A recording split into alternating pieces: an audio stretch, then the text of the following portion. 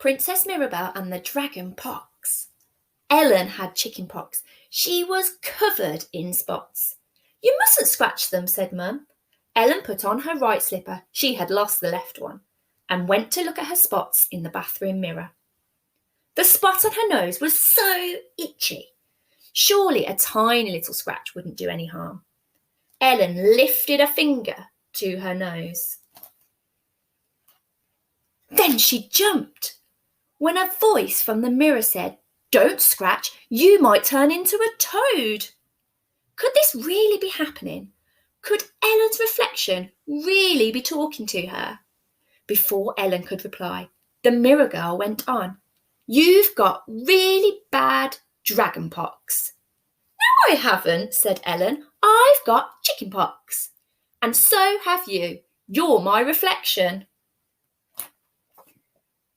"Don't be silly," said the mirror girl. And the next second, she had jumped out of the mirror and was in the bathroom with Ellen. "I'm Princess Mirror-Belle.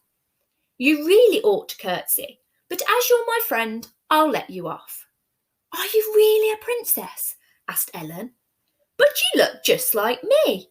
You've got the same pyjamas. You've even lost one of your slippers like me."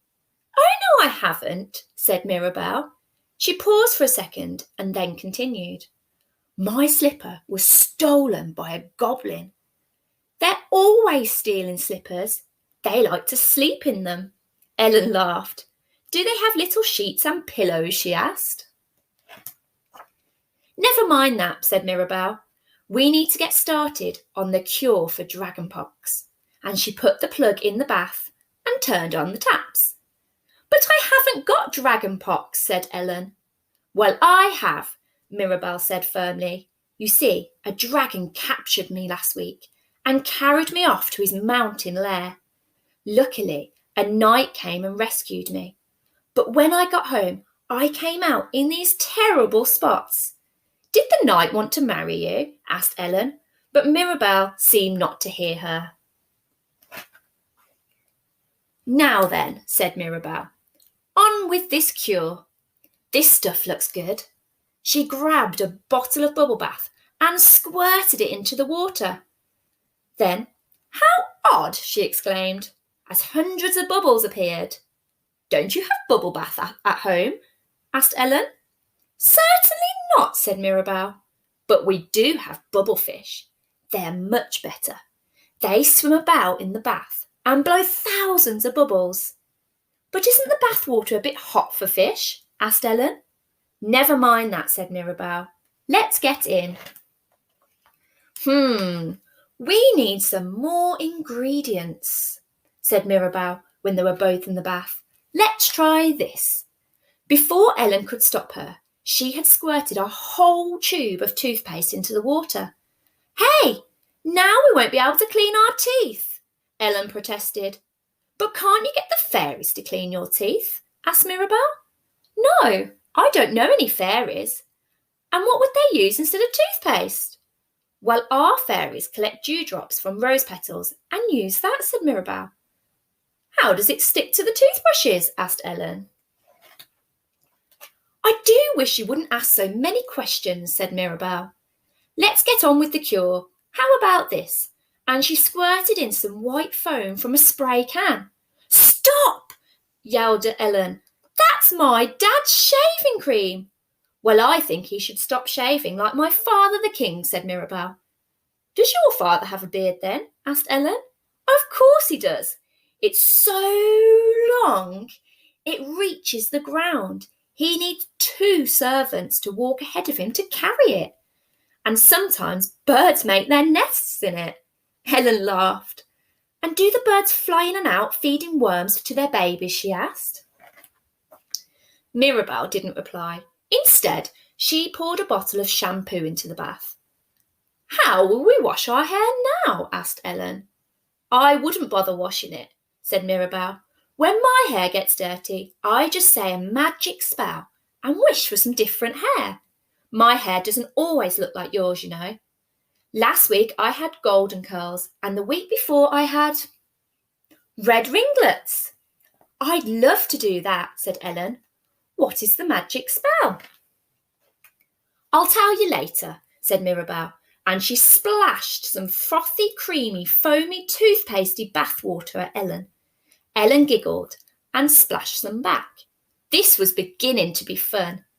But then she noticed that the bathroom floor was getting really wet from the splashing. Oh dear, my mum will be a little bit cross, she said. Really? How peculiar. My mother the Queen is cross if I don't splash the floor. In fact, she likes me to splash it so much that the whole bathroom is like a paddling pool. Then she paddles about in it to wash her feet, and so do all the palace maids. Doesn't the water drip down onto the floor below? Asked Ellen. I thought I told you stop asking questions, said Mirror-Belle. Now it's time to get dry and put our pyjamas back on. But we're still all spotty, said Ellen as she put on her slipper. The cure hasn't worked. Ah, that's because we haven't done part 2 yet, said Mirror-Belle. What's part 2? Asked Ellen. This. Mirror-Belle picked up a roll of loo paper and started to wind it round and round Ellen, who laughed. What about you? She asked. We'll do me later, said Mirror-Belle, carrying on winding. Before long, Ellen's whole body was covered in loo paper and Mirror-Belle had started on her face. Then, close your eyes and count to 100, she said, so Ellen did. 98, 99, 100. Ellen ripped the paper off her face and opened her eyes. Where are you, Mirror-Belle? She asked. She looked around the empty room and saw that the door handle was turning. But it wasn't Mirror-Belle. Instead, Ellen's mum came into the room. Ellen, what have you been doing? She said, as she looked at all the watery, foamy bubbles and empty tubes and bottles. It wasn't me, it was Princess Mirror-Belle, said Ellen. She came out of the mirror. She was trying to cure my chicken pox. Oh, and I suppose she's gone back into the mirror now, said Ellen's mum. Ellen looked at the mirror over the basin. It was covered in toothpastey bubbles. Yes, I think she has, she said. Ellen's mum sighed. Then she looked at Ellen. Actually, your spots do look a bit better, she said. That one on your nose has disappeared. And look, she added, picking something out of the basin. Here's your left slipper. Ellen said nothing, but she smiled as she put her slipper on. She knew that it wasn't really her slipper. It belonged to Princess Mirror-Belle.